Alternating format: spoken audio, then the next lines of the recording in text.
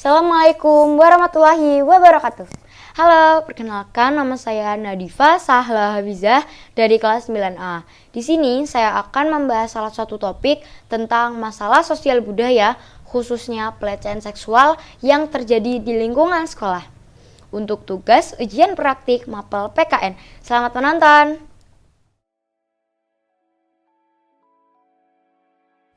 Baik, pada dasarnya pelecehan seksual adalah perilaku, ucapan, isyarat, atau pendekatan terkait seks yang tidak diinginkan oleh salah satu pihak.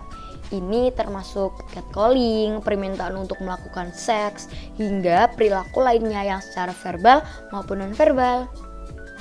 Pelecehan seksual dibagi dalam dua kelompok besar, yaitu yang pertama, verbal, yang artinya berkaitan dengan lisan seperti catcalling atau godaan lisan lainnya.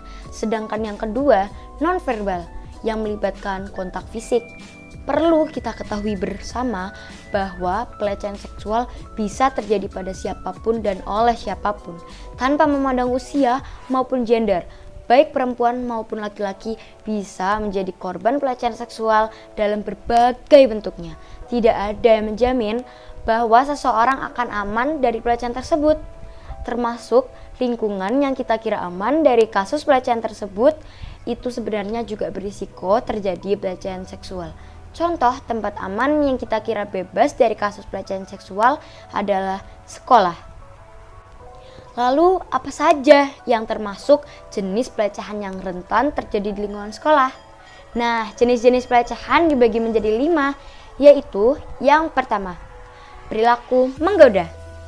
Jenis ini masuk dalam kategori pelecehan seksual secara verbal, contohnya catcalling.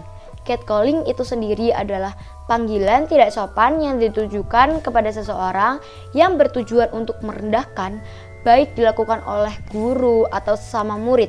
Setelah catcalling, yaitu berkomentar buruk tentang bagian sensitif korban, ajakan untuk berhubungan intim dan tindakan seksual lainnya. Hal ini bisa dilakukan oleh semua pihak.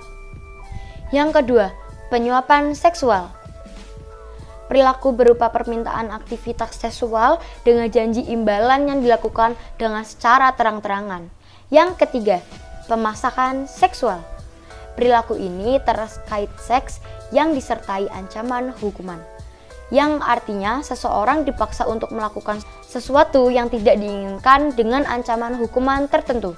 Contohnya, apabila tidak mau melakukan bisa diancam dengan nilai diturunkan, tidak naik kelas, jika misal itu dilakukan oleh guru terhadap siswa. Yang keempat, pelanggaran seksual.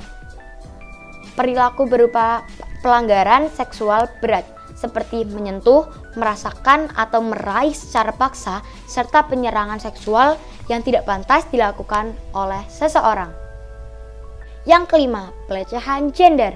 Perilaku berupa pernyataan seksis yang menghina atau merendahkan seseorang karena jenis kelaminnya yang dimilikinya. Contoh, komentar yang menghina, gambar atau tulisan yang merendahkan, lelucon cabul atau candaan seks. Setelah kita tahu jenis-jenis pelecehan seksual, selanjutnya saya akan menyebutkan contoh-contoh kasus pelecehan seksual yang terjadi di lingkungan sekolah. Berita ini saya dapatkan dari sumber internet.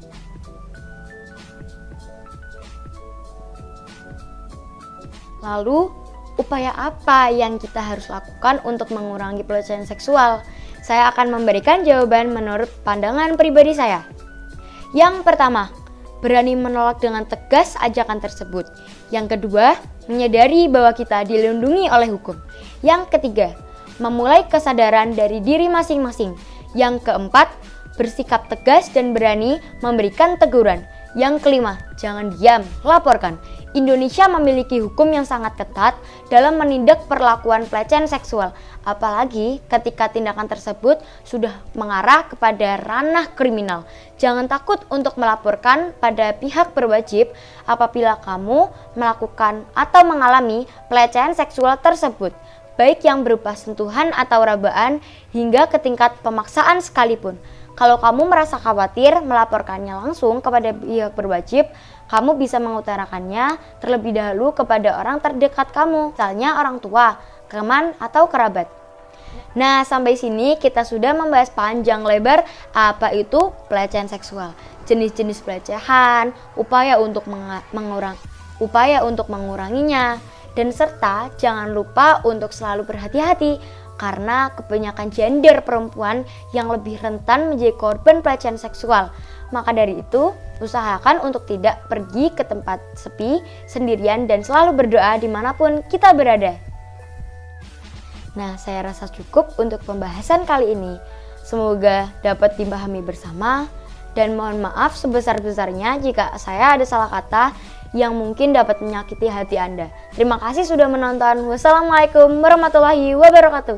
Bye!